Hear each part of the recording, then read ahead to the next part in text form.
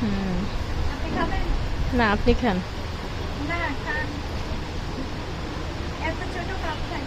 অনেক কিউট।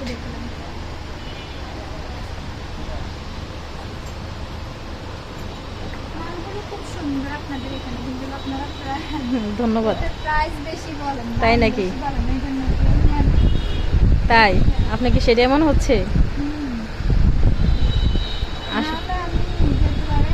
আসলে তার মানে আপনি কোয়ালিটি বুঝেন না, কোয়ালিটি সম্পূর্ণ আপনার কোনো কিছু ধারণা নেই। ওকে।